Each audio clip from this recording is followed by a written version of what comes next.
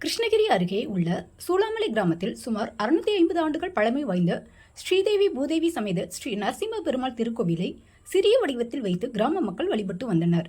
இந்த நிலையில் சூளாமலை மற்றும் கணவாய்ப்பட்டி பகுதியைச் சேர்ந்த பலர் இந்த பழமை வாய்ந்த திருக்கோவிலை சிறிய அளவில் புதியதாக கட்டி அந்த கடந்த மாதம் 31ஆம் தேதி கணபதி ஹோமத்துடன் மகா கும்பாபிஷேக பெருவிழாவை நடத்தினர். இதில் கணபதி ஹோமம், நவக்கிரக ஹோமம், வாஸ்து ஹோமம், பூரணாதி ஹோமம் உள்ளிட்ட பல்வேறு யாககால பூஜைகள் நடத்தப்பட்டது. இவ்விழாவின் முக்கிய நிகழ்வான கோவில் கோபுரத்திற்கான மகா கும்பாபிஷேகம் திருக்கோவிலில் முன்பு பிரம்மாண்டமான யாகசாலையில் அமைக்கப்பட்டு இருந்த புண்ணிய நதிகளிலிருந்து கொண்டுவரப்பட்ட புனித நீர் ஊற்றப்பட்ட கலசங்களுக்கு சிறப்பு பூஜைகள் நடைபெற்றன. இதைத் தொடர்ந்து திருக்கோவிலின் பரம்பரை அர்ச்சகர்களான பாலகிருஷ்ணன், பிரபு, ராமமூர்த்தி ஆகியோரின் தலைமையில் புனித நீர் அடங்கிய கலசத்தை தலையில் சுமந்தமாறு திருக்கோவிலை வலம் வந்தனர்.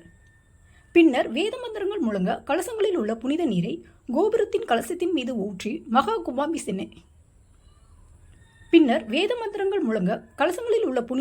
கோபுரத்தின் கலசத்தின் மீது ஊற்றப்பட்டு மகா கும்பாபிஷேகம் நடத்தப்பட்டது. பக்தர்கள் மீது தீர்த்த பிரசாதமும் தெளிக்கப்பட்டது. இதைத் தொடர்ந்து மூலவர் சுவாமிக்கு சிறப்பு அபிஷேக தீபாராதனைகளும் நடைபெற்றது.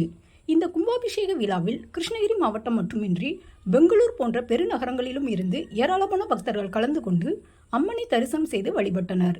பின்னர் அனைத்து பக்தர்களுக்கும் தீர்த்தவாரி பிரசாதங்களுடன் அன்னதானமும் வழங்கப்பட்டது.